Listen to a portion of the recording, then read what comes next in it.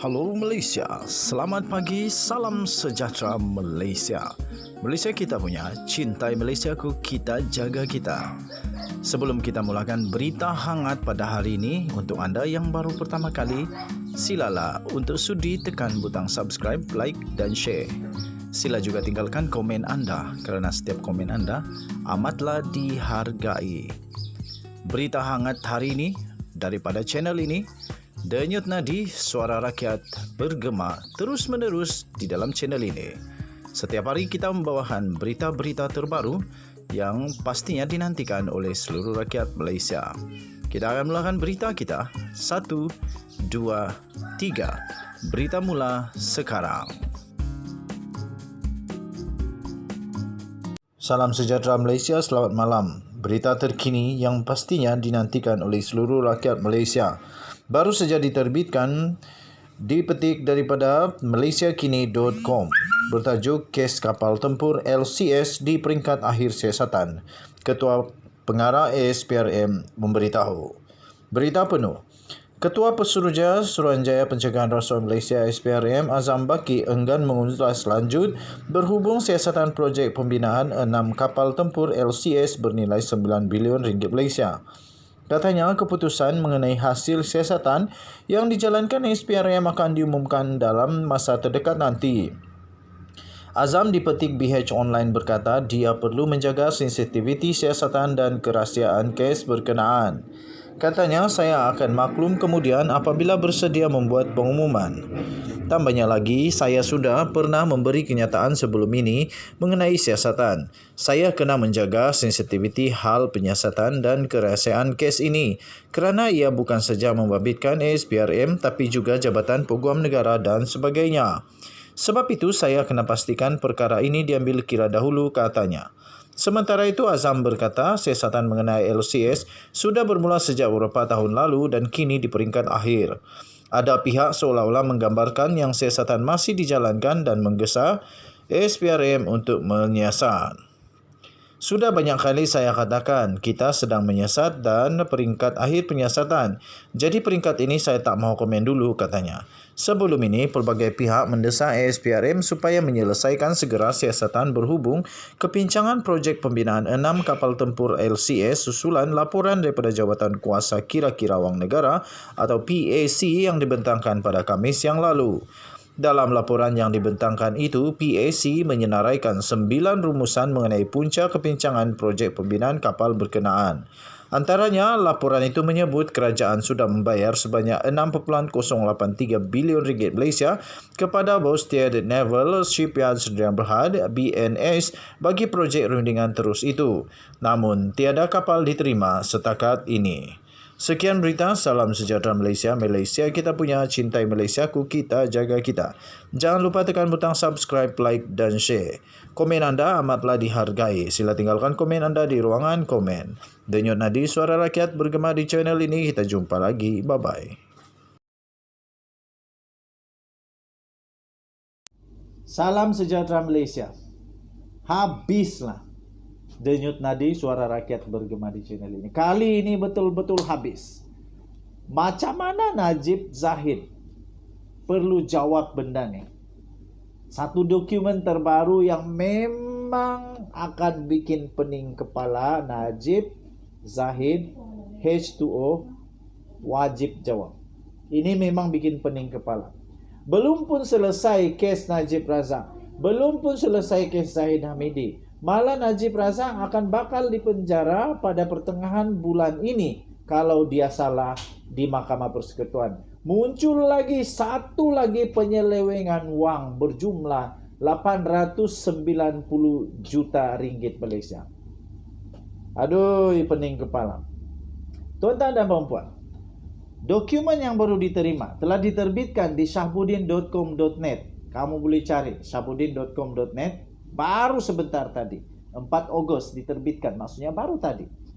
Penyelewengan projek kapal perang LCS hanguskan sebanyak 890 juta ringgit Malaysia.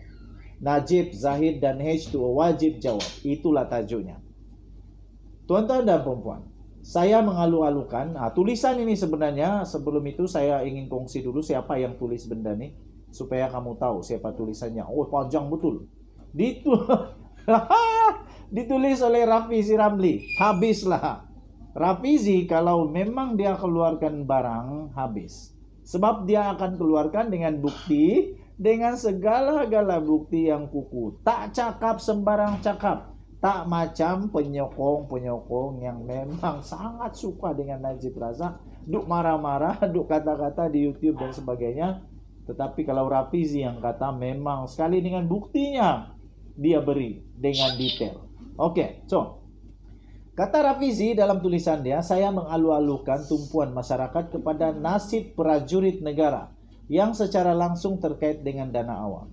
Isu ini lebih kritikal berbanding skandal-skandal lain, kerana ia melibatkan pelbagai dimensi multidimensional seperti nombor 1. Dia tulis, penyelewengan dana rakyat untuk membina sistem pertahanan negara yang dianugerahkan terus kepada syarikat yang dikawal oleh tabung amanah yang sepatutnya menjaga kebajikan prajurit. Nombor 2, apabila projek dan dana diselewengkan, bukan saja tabung amanah mengalami kerugian, sistem pertahanan negara turut terdedah kepada pelbagai risiko apabila kelengkapan dan persenjataan menjadi lapuk dan ketinggalan zaman. Nombor 3, mangsa seterusnya ialah prajurit yang terus dipinggirkan dan tidak terbela. Sedangkan jika berbilion ringgit yang diselewengkan melalui perolehan projek-projek pertahanan ini tidak berlaku, wang itu boleh digunakan untuk memberi allowance dan pension yang lebih baik kepada prajurit. Hari ini, pengerusi jawatan kuasa kira-kira awam atau PAC yang berhormat Wong Kah-Wok mengeluarkan kenyataan mengenai dapatan-dapatan PAC yang meneliti pengendalian projek Littoral Combat Ship ataupun LCS yang telah berlautan sejak tahun 2011 yang lalu lagi.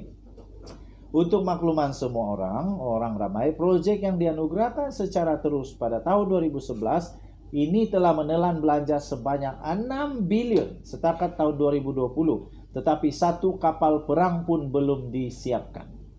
Mengikut jadwal kontrak, sepatutnya 5 kapal perang telah disiapkan dan diserahkan kepada Tentera Laut Diraja Malaysia TLDM untuk beroperasi.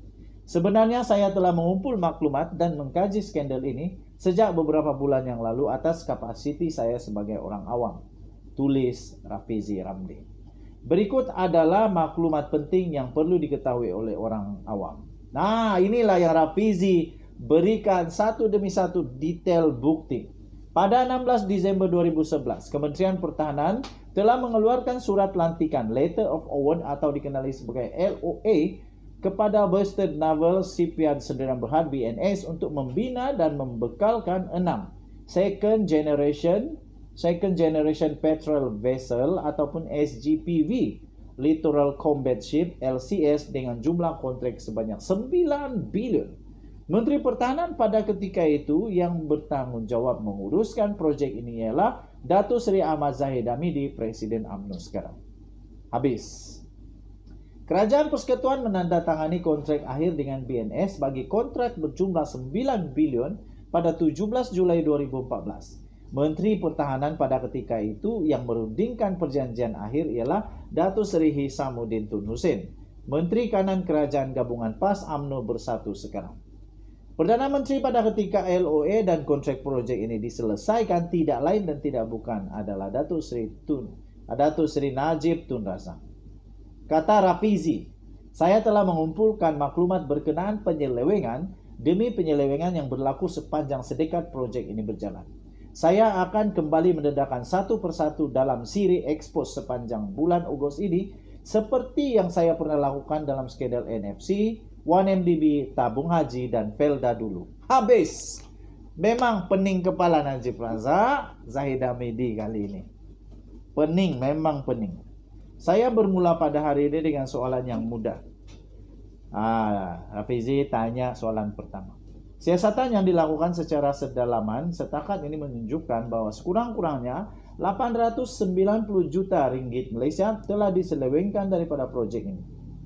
Baik dari segi penipuan, wang yang dipindahkan kepada pihak yang bertujuan untuk menipu kontrak, duplikasi kontrak dengan tujuan, tuntutan berganda dan pelbagai penyelewengan ini. Katanya lagi, saya percaya siasatan dalaman ini telah sampai kepada Hisamuddin Hussein.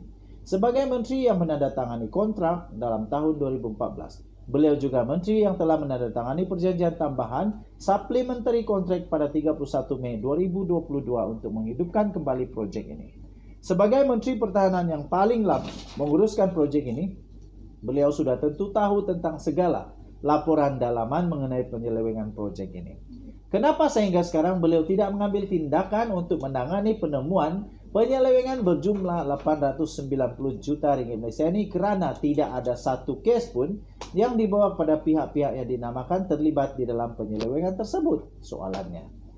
Skandal ini bakal memerangkap UMNO menjelang PRU15 kerana ini akan membuktikan bagaimana UMNO menuduh Pakatan Harapan menjual aset negara, sedangkan di bawah pentadbiran UMNO, nombor 1, Rafizi Ramli menulis, persenjataan dan pertahanan negara terbengkalai sehingga ketinggalan berbanding jiran kita seperti Indonesia. Nomor 2, nasib prajurit yang kebanyakannya Melayu diabaikan apabila dana yang sepatutnya dimanfaatkan oleh mereka hangus akibat penyelewengan. Saya akan terus mendedahkan maklumat terperinci penyelewengan ini satu demi satu sehinggalah Zahid Hamidi, Hishamuddin Hussein dan Najib Razak bersuara untuk menjawab. Skandal kapal perang terbengkalai ini berlaku di bawah pengawasan dan pengurusan mereka. Wajiblah mereka tampil menjelaskan kepada rakyat. Ditulis oleh Rafizi Ramli, Timbalan Presiden Keadilan, bertarikh 4 Ogos 2022. Tulisan ini bukan saya yang kata, tetapi tulisan ini ditulis 100% oleh Rafizi Ramli, orang yang telah bertanggung jawab mengeluarkan skandal 1MDB, sehingga Najib Razak di dalam kes SRC International Sdn Bhd dipenjarakan 12 tahun dan dikenakan denda 210 juta ringgit. Adakah dengan penyelewengan baru ini yang didakwa penyelewengan oleh Rafizi ini akan membuatkan ketiga-tiga mereka pula dalam bahaya yang amat besar? Denyut nadi suara rakyat bergema di channel ini. Untuk mendapatkan berita yang lengkap, kamu boleh layari safudin.com.net bertarikh hari ini 4 Ogos 2022 dengan tajuk penyelewengan proyek kapal perang LCS hanguskan RM 890 juta. Najib, Zahid dan H2O wajib jawab. Kita jumpa lagi.